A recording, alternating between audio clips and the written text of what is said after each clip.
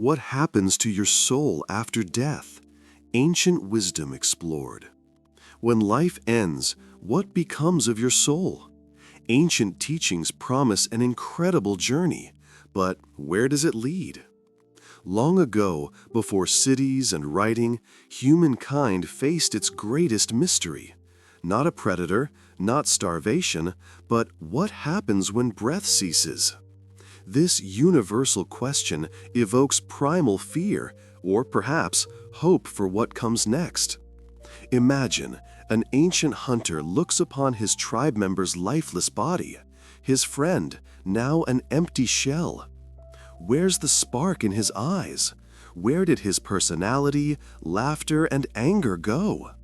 This mystery haunted them, and so the quest began, a search for answers to the ultimate question. Every culture tried to understand, creating myths, religions, and rituals to comfort fear and offer hope. Hope that death isn't the end, but a journey. But where? That's what we'll explore. We'll dive into ancient teachings and see what they tell us about the destiny of your soul. Get ready. What if your soul must face the judgment of gods to find eternal life? Are you prepared for the trials of ancient Egypt? In ancient Egypt, death was not an end, but a beginning. Pharaohs built pyramids believing the soul, or its parts, Ka and Ba, embarked on a perilous journey. The ultimate goal? To reach the field of reeds, the Egyptian paradise. But the path led through the Duat, a dangerous underworld filled with demons and traps. The soul needed spells from the Book of the Dead to navigate this realm. The climax? Standing before Osiris, Lord of the Underworld, and his 42 judges. Your heart was placed on the scales of justice, balanced against the feather of Ma'at, symbol of truth. If your heart was lighter, eternal life awaited. But if heavier, weighed down by sins, the monster Ammit devoured your heart. Total oblivion. No paradise, just nothingness. That's why Egyptians strive to live righteously. No one can tell you how your soul will return to earth again and again. But the ancient East knew what determined your next life. In the East, the soul's journey takes a different path. Death is not final, but a stop along the way. In India and Tibet, they believed in Samsara, an endless cycle of rebirth. You die, but your soul moves on to a new body, human, animal, even plant. What determines your next life? Karma. Karma is the energy of your actions. Every word, thought, deed, everything leaves a trace. Do good, and your karma improves. You might be born into wealth or health. Sow evil, expect trouble. Karma is like an echo. What goes around, comes around. The goal isn't just to be reborn, but to escape the cycle, to reach Moksha or Nirvana, a state where the soul frees itself from all attachments, finding eternal peace, enlightenment. Each step determined by your actions, your karma. Life is a constant work in progress. To break free from samsara, your last breath. Suddenly, you hurtle through darkness, arriving at a dark riverbank. Charon awaits in his boat. He doesn't ask where you want to go. He simply ferries your soul to Hades.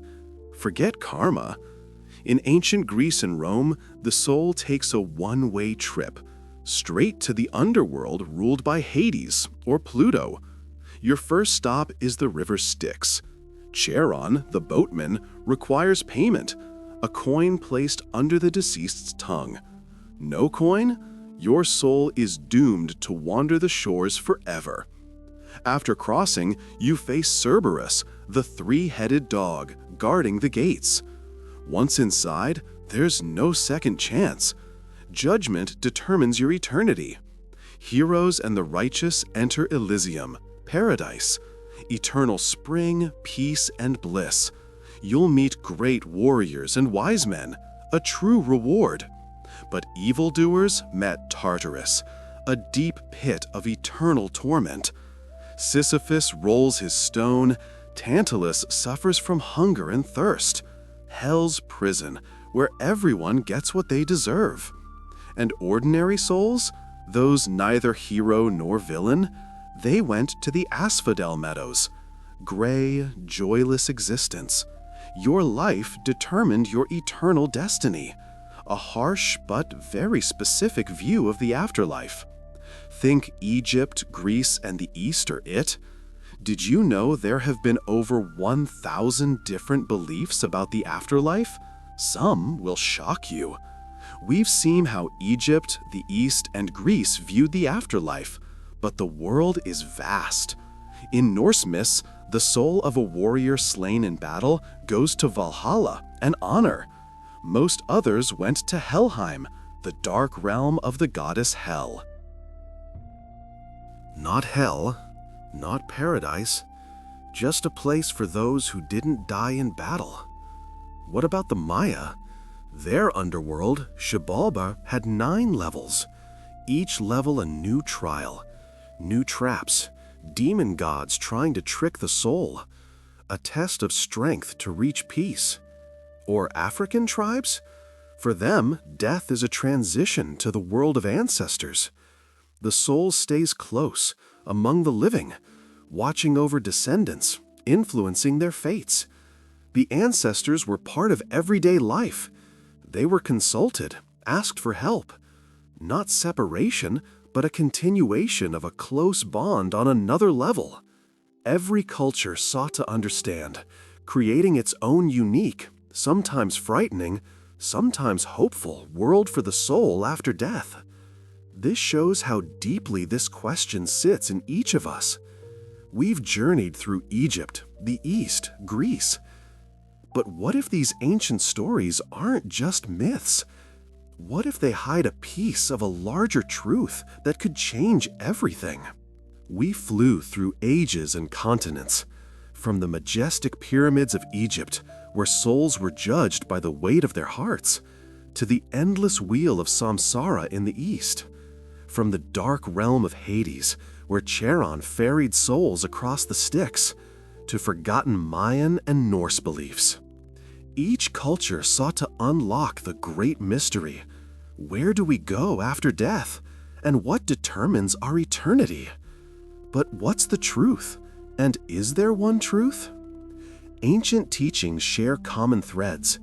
The idea that our actions have consequences, that we're accountable for our lives,